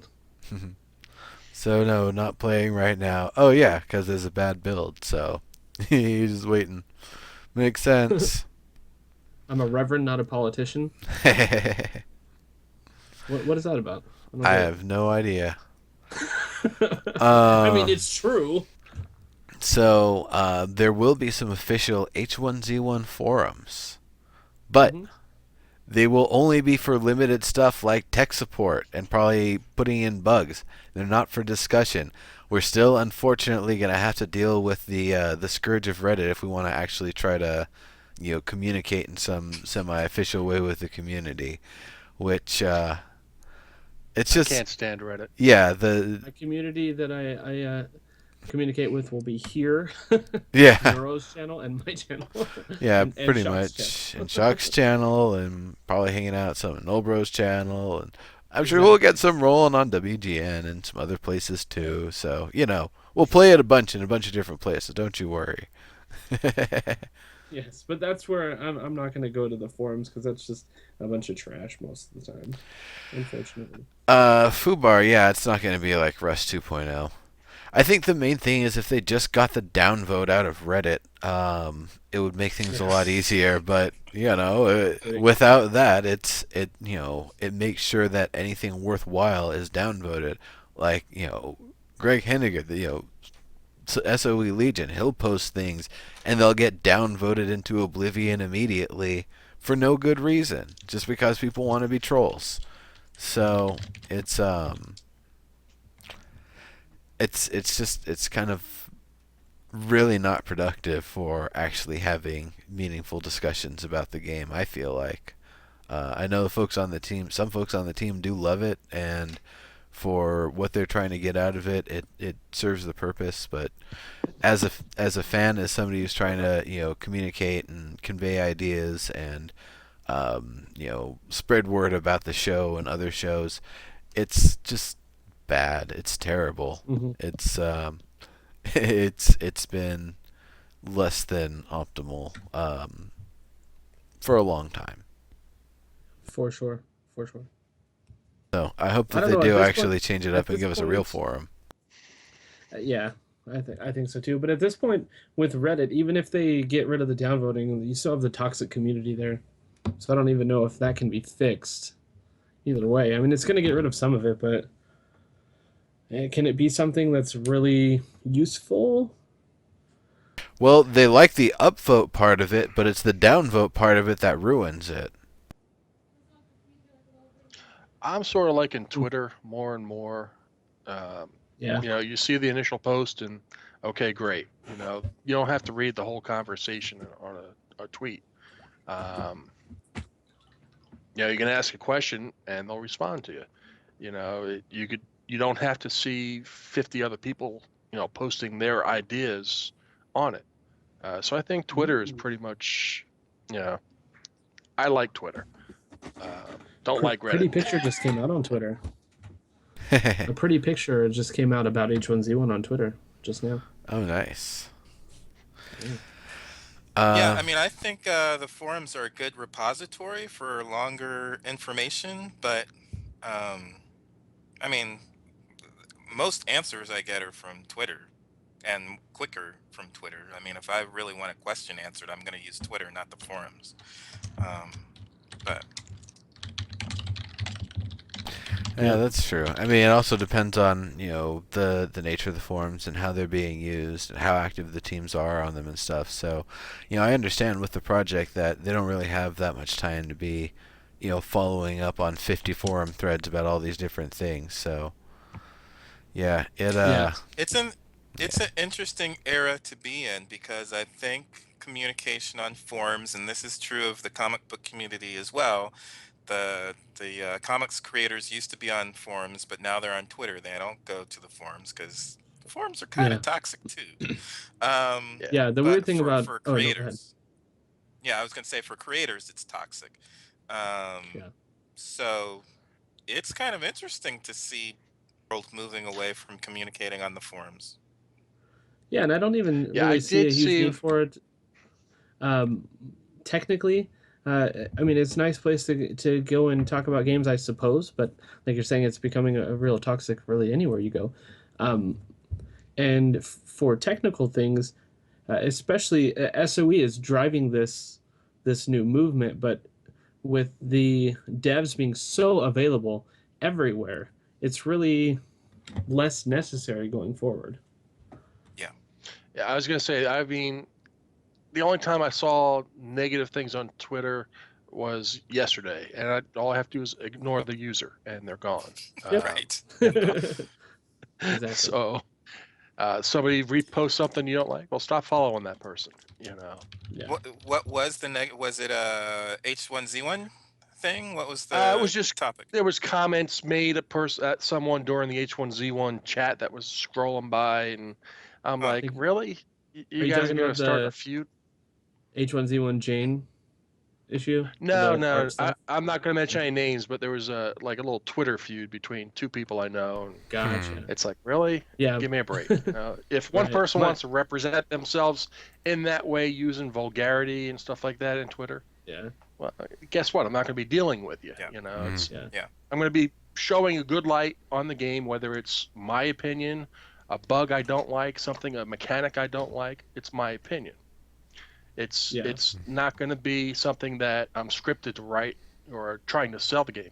The game will sell itself by the people Right. playing it. As a streamer, I play it honestly. I don't have Right. I don't get paid to do this stuff, so I'm sure we'd all like to. Yes, you but, do. Yeah. Yes, you do. All the streamers get paid to stream. Oh, Dygz. Wait a minute. Rage quit. I wish. I wish. Says the guy that isn't streaming for some reason, who totally would be. Yeah, no. Yeah. All right. So, 16 weapons in early access. We talked about that earlier. That's cool. There's What did they say? Confirmed 2 bows last night. A basic bow and then like an upgraded version. yeah. Nice. See that part? Yeah. That's awesome.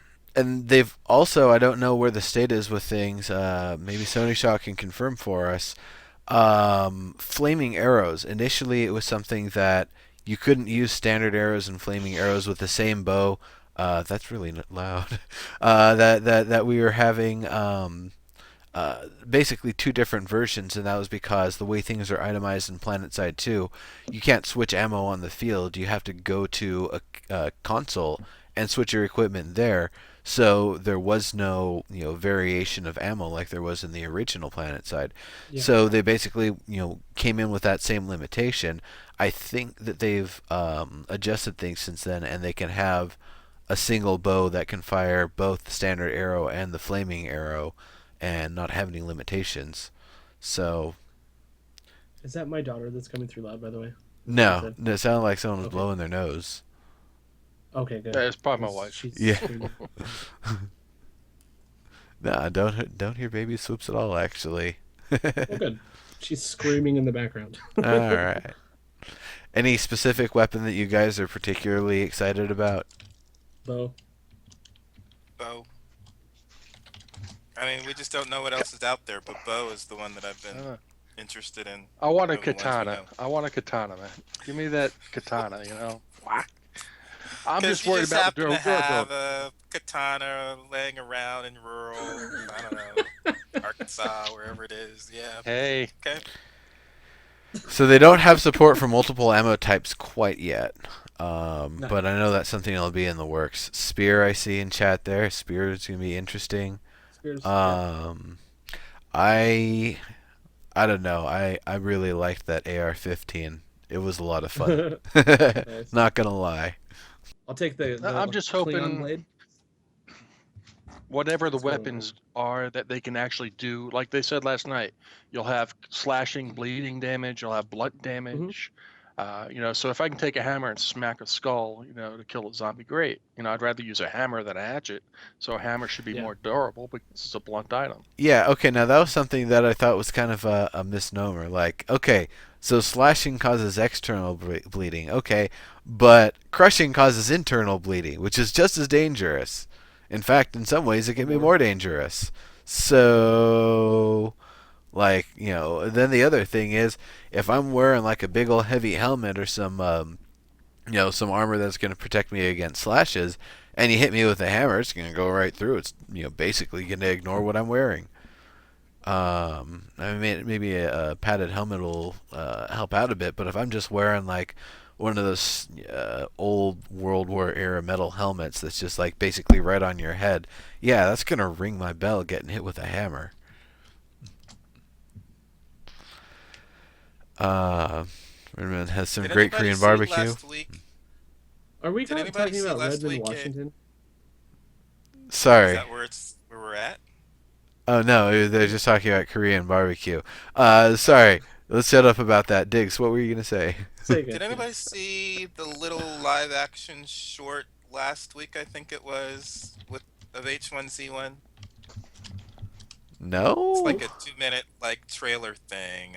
Somebody tweeted it last week. I'll have to see if I can find it sometime. But it's a guy walking around he's walking through the area. I think he has a axe in his hand. The whole time I was wanting him to take his shirt off and turn it into a bow, strip it down, and it lasts like 2 minutes or 1 minute or something like that. And I was like, make a bow. You can do that with your shirt. So that's going to be the other interesting thing, is to see what we make first if we don't load in with any weapons. Like, we had an axe before. How are we going to get our materials? What Punch kind the of tree. flashlight are they giving us? Is it a big mag light? I don't think so. I think it's just kind of a simple one. Yeah, just kind of like a cop flashlight kind of deal. Well, that's a mag light. No, I think it's gonna be like maybe it's. I hope it's a mag light, but I'm guessing it's just gonna be some little plastic camping flashlight. Oh, I guess. I mean, There you go. that seems to be like, yeah, what it's probably going to be. Yeah. Okay. Yeah. No back day one. Yeah, Bigger fish to fry with Cycles PS. McCarts just say, yeah. Oh, are you saying that? Okay. Yeah. What's that? Cycles McCarts says no pre-order of early access titles on Steam. Yeah, well, that's a Steam policy that they Yep. changed recently in general. Right. So basically, we're saying we can buy it on January 15th, which is what everyone was asking. Yeah. Release day. Which, So, thinking about it, Krem, we should have known that. Oh well. Yeah, probably so. Yeah. That's. it's better because I've been waiting for another game that was a pre-order on Steam, and they keep pushing the date back. You know, they said, before the holidays, now during the holidays, now they just pushed it back to January. That's one of the reasons they've been having a lot of trouble with the early access process, and a lot of people probably like looking for refunds because the game has, continued to break their expectations of when it'll even be Right. available.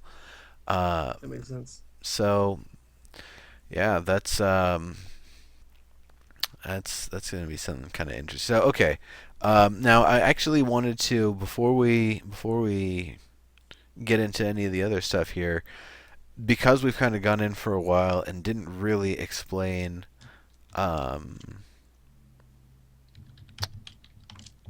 I guess we did explain the tickets in full, so never mind. I take that back. That was something I wanted to make sure we covered earlier. But yeah, we did cover that. So let me get back. My bad, everybody. I probably need a drink. So the list of server types is going to be released next week. Everything from PvE servers to non-zombie milsim servers. Mm-hmm. That's going to be great. Yeah, that's really cool. I can see a lot of those that I'm not going to care about, but it's cool that other people will get stuff that they want to play. Because it's not all about me. Well, it is about you. You're buying the game to kill zombies. Why play but the it's game about on a everybody. server that's not going to have zombies? Yeah, no, that's my point. It's not about me, it's about everybody. So just because I don't think those servers are important at all, and I wouldn't care if they weren't there, it's cool that they have them. So I say, other people can play it's you play Arma to, if you want to play Arma, it's a shooting game. You can kill other players. If you want to kill zombies, Yeah. this is the game, H1Z1. To have a server without zombies, that's just pure PvE, player versus player stuff. I don't know. I don't think I would ever play on that. No, you wouldn't. You wouldn't mess around on the arcade PvE server, like I've been saying for a while. The one where PvP. Oh. I'm talking PvP, The not only PvE. PvP. Oh, okay. If you're playing on a PvP server without zombies, you should be playing a different game, in my opinion. On one hand, on the other hand, people might not like the way that game is done or how it's hosted or something about it, or maybe they're just like a number one huge, Jimmy Wisenhunt fan, and they're like, I want to play the game that he's working on because he tuned the weapons in Counter-Strike Source 1.6, and that was like the best game I ever played ever, and I totally want that again. Which it's not going to be that, but they've got their own systems for the way the weapons work, the cylinder of fire rather than a cone of fire, and really more predictability with the weapons. I'm really excited for that, but Yeah, and Aridnell makes a good point. They want a more realistic apocalypse survival game. That could be what it is. And we probably aren't going to have zombies in the real apocalypse or whatever happens whenever it happens. But we're going to have a lot of other people that want to kill us, so why not make a server like They'll that? still be able to turn each other into zombies, though. probably In real life? in real life, yes. That would be a no nice zombie, rule set. What happens on the no zombie server when you get turned into a zombie? I don't know that you can. They'll probably just turn It's it probably on. just H1Z1 virus disabled and everything. Yeah. The Cycles McHurts makes a good point. For testing purposes, having a non-zombie server means that we can load test players by letting 2,000 in and seeing how the servers react. So Well, It's very true. I mean, there's more to this things than zombies. That sounds like a full non-AI server, like no zombies, Yes. no animals, and that becomes Well, a difficult sort of thing. No zombies, that's fine because you're not really harvesting materials off of them. No animals means the only leather and stuff that you're going to be able to get, you have to salvage. You're not going to be able to kill animals or they said that some of the if you kill an animal and cook the meat, that's going to be a more substantial meal than a can of beets. So the no crafted kidding. yeah, the crafted food is going to be a lot more effective than the salvage stuff. So that would make things kind of interesting. It would limit your gameplay opportunities if you can't engage with animals in the wild and use them as a source of materials. Right. Right. Well, they I said don't there's think gonna be that they what? would make it to where there would be no zombies because he didn't say no NPCs, no AI. He just said no zombies. Right. So that I wouldn't think that I don't think that no animals would be a thing, or I hope not at least, because that seems kind of silly going that far. 10 to 1 player to zombie, or zombie to player rather. That's awesome. Yeah, So you can have, that'll be crazy. yeah, that's pretty cool. I'm sure Thousand it's to a little That's one. all at accident. once. All at once. that's All that's 10 on you at one time. that's the Jimmy Wisenhunt server. You can only have like 10 people on at a time. That would be nuts, actually, for That like would be a streamer only sort of thing. I don't know if they're gonna have something like that. That'd be interesting. So, man, so 10 minutes and 30 seconds into the video, they talk about crawling, yes, climbing, yes, Not at kneeling, launch. Right? yes, not at day one. Now they said not at day one, but close to it. I'm not sure if they mean day one as in early access or day one as in day one release or day one open beta. I'm hoping they mean day one of early access. That I'm guessing early within access. a month or two we'll be getting all of the various positions. Climbing will be great, but from what I understand, they've said they're not expecting to have us climb in trees, and there's no plans now or in the future to have us climb trees. So, yeah, but I can understand there might be some mechanics that get weird when you climb a tree and someone chops it Oh yeah, down or tries oh to yeah. chop it down. Yeah. That's right. I know Don't day climb a one of tree release, people trying Sony to chop Shock and all down. the guys, they'll be there dropping zombies in on people. They'll be watching the servers. Oh, there's somebody spawned zombies. I'm guessing that they will. They'll be watching their favorite streamers trying to kill them. That's what I would do if I was a dev. Yeah. Hint, hint. No, they'll Wink, wink. definitely. That's the thing, though, is they don't need to stream snipe. They can just look in the game, like where we're at, and Right. then come out Exactly. of invisible mode behind us, and haha, Matt Higby slash. Exactly. Because he totally that guy loves like going in the game and like, oh no, I'm just taking screenshots, sitting there invisible or not invisible, but like floating in the air, invincible. You can't do anything about it. People like Bless you. taking splash damage off all of the shots that are hitting him when they're nearby, trying to do something about it. This is just Yeah. hilariousness. Thank you, Diggs. Thank you very much.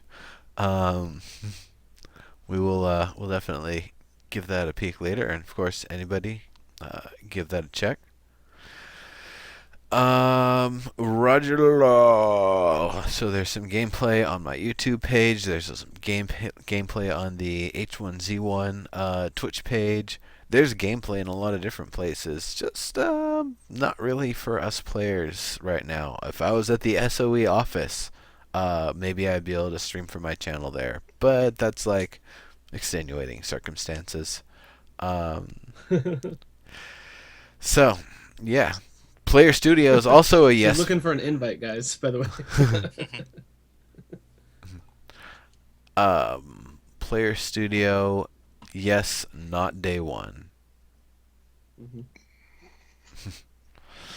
That's that makes sense. Don't get Player Studio in until everything's all linked up with the market and all of those systems. Otherwise, people are able to help build a backlog of items. Like, it's just going to take that much longer to actually process and get through, and And then when you want to make very specific stuff, then you have to reference, do we get anything in the backlog that we didn't accept? That would be better for this sort of. It's definitely better that they wait on Player Studio for when the market systems are in. Yeah, for sure. So we're gonna be getting 3 vehicles. 3 vehicles. The off-roader that we've seen a bunch. The pickup truck that you can fire out of the back, and I'm wondering if that's going to have hard points like rumble seats on the PlanetSide 2 vehicles, or if it's straight up like physics that you're in there and if you fall out, it's because it took a hard bump or something and you just got knocked out. Mm-hmm. Then the other one is the police car, and that has the lights and the sirens and all that stuff. So, you can use that for, they'd said role-playing purposes. I would imagine it's got tougher armor to it, tougher, metal on the sides of it than another vehicle. So if you're looking for something a little more defensible, I would imagine that would work. And Clegg said that there's 130 possible vehicle locations at the start, but only about 15 of them is going to be up at a time, and that can fluctuate based on the numbers too. Yes. So, of the vehicles, are any of those 3 ones that you're in particular excited for? Is there something that's not on the list there? Like, I'm actually really excited for a bicycle. Bicycle and a bow and arrow means you can basically be some sort of weird urban ninja. I don't know. I sort of like the that's, idea of having this siren on a police car. You can drive by your friends and attract all the zombies to their area. I like the pickup truck with 4 people in back type of deal. Yep. I think bicycle would be fun. I'm not really into the off-road or the pickup truck or the police car, but I'd go for a bicycle. That would be fun. Yeah, bicycle is really cool too. Yeah, bicycles should be a lot of fun. Jazz for horses, yeah. Motorcycles and bikes, they've said, are going to be coming later down the road. Horses, they're going to be coming later down the road. Horses seem like an interesting one to me because, a horse that's just kind of out in the wild, it's not going to let you ride it. It's going to kick you in the face and fucking kill you. You know what I want, actually? I just thought of is a tandem bicycle. One person sitting backwards to shoot the zombies. No? That'll work. Pedaling backwards though while you're trying to aim, so You don't have to pedal. The other guy can pedal. Yeah, I don't know if it works like Person that. that's sitting on the basket. There you go. Yeah. Or you could just have the pegs. The one guy sits backwards on the pegs. I don't know. That might be dangerous. But the horses would be fairly tame. It hasn't been that long since. Well, it depends on Since if you have the wild virus horses or If they're- domestic horses. Probably going to be fairly tame horses. We don't have a lot of wild horses in the. If they're near a ranch, yeah. Right. Exactly. Yeah. I mean, there are wild horses in America, but the vast majority are probably tame. So who knows? Yeah. Or that's what I say without looking into it at all. Who knows how many there are in the wild? Yeah. I don't know either. I don't know either. I didn't really know how much there were like dogs out in the wild. I remember I was in what was it as Silmar. I was on the way back from disc golfing, and like 3 or 4 intersections down from the course, a pack of golden retrievers just terrassing through the street. Like, they don't give a fuck. Everyone had to stop because these dogs weren't going to. It was a pack of I want to say like 5 or 6 of them, big majestic dogs just going around as a pack. Like, we don't give a fuck. This is our territory. Like that I thought that was kind of awesome. I think about I was like in Tokyo Zoo, the idea that a bunch of corgis can take down a lion. Well, yeah, like a bunch of golden retrievers, they'll take down something pretty big too, I'm sure. Yeah, for Or sure. a pack of cocker spaniels. Pugs, a herd of pugs There you go. that'll take down an elephant. You need about 40 or 50 of them, or 100. Well, they'll just kind of latch on, and eventually they'll kind of dangle, and maybe they'll fall off, or whatever. Take something with them. I don't know. I don't know about like the mechanics of using dogs for hunting different things. Especially pugs. Yeah. A gaggle of pugs, indeed. So, dynamic weather. Sorry, what was that? Yeah. Sleepy One says, I was hoping for an round at Christmas EA with Zombie Santa and Reindeer doing airdrops. That'd be amazing. Yeah. Just saying. Dynamic weather. There's going to be seasons. It's going to be a little bit more generic during early access. There's going to be rain, there's going to be snow, there's going to be wind. There's going to be representations of the seasons, but not necessarily the full-on, like, seasons in full swing of things. Smed Twitter equals new screenshot. Yeah, I'll definitely have to check that out. Horses and I've read that as horses and burritos. Yeah, I know it's horses and burros, but Horses and churros? yes, burros.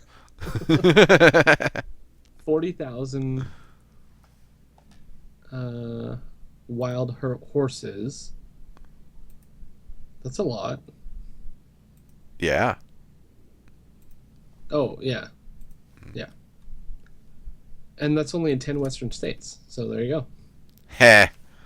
Damn. All right. Well, then there are some wild ones out there.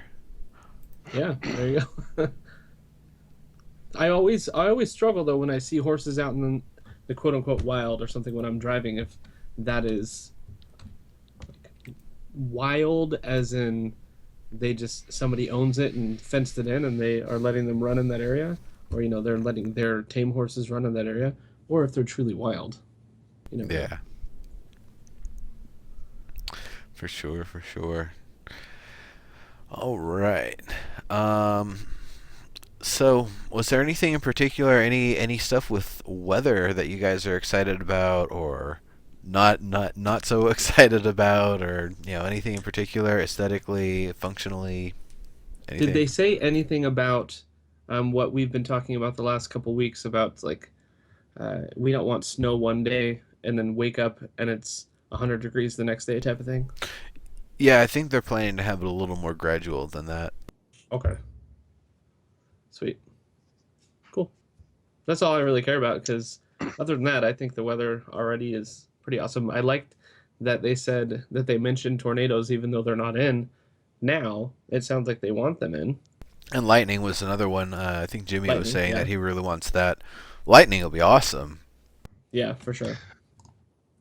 When you say tornadoes, I'm thinking Sharknado with zombies.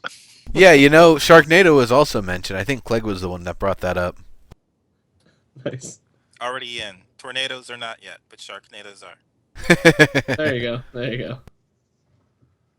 Twitter support. Yeah, that would make sense. I just got killed in H1Z1. Come join.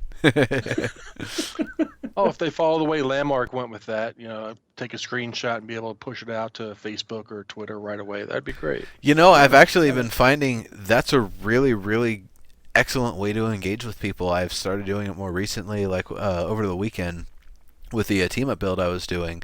I was kind of tweeting out progress and stuff and engaging with people back and forth and kind of having some fun with it. So I feel like that's kind of the purpose of that Twitter integration, is to be able to not just post a screenshot like so many foodies taking pictures of their terrible dinners, but actually something that's like, hey, I did this, or I'm about to do this thing, come see the result, or like I broke your game. Whatever the case is. 1,001 different ways to die. You can Twitter out each way with your death. Yeah, there you go. Avenge me every time I die. That's awesome. Yes, you are, Krem. Let's just give you the benefit of the doubt and start wrapping things up here. So before that, though, is there any last stuff that anybody wanted to mention, talk about, bring up that we didn't talk about here? We have a lot that we didn't go over. We didn't go over more than what we did go over today here, folks. So there's gonna be a lot more where this comes from next week. Yes, especially because we're gonna have probably just as much new info out next week. So crazy. It's too much. That's too much. I think Not we just just went as on much, one page but- of 8. Yeah, Yeah. we got through like 1 1/4. We're not 15 gonna have minutes just in. as much info, We're but 15 we're gonna have minutes as in much out to of an hour. talk about. I think. Yeah, As much new things to talk about. Yeah. Anyway. yeah, about 15 minutes into the video is all we've got. It's an hour video, and it's just jam packed.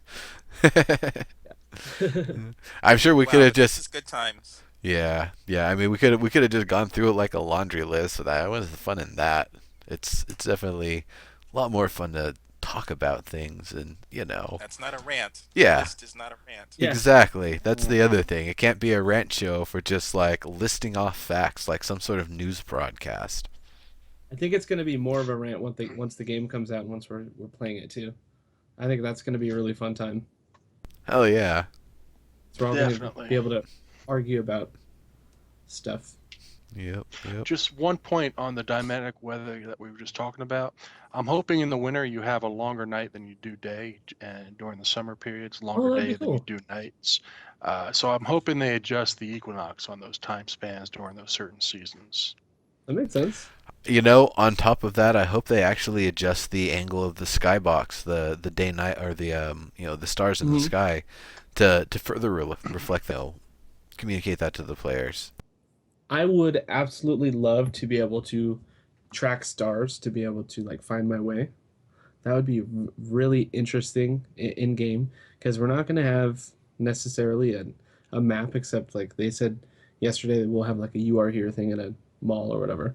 But it would be really cool to be able to be like, I'm, this many degrees past this or blah, blah, blah, to be able to actually find your way around if you are skilled in doing so. That would be really neat. Yeah.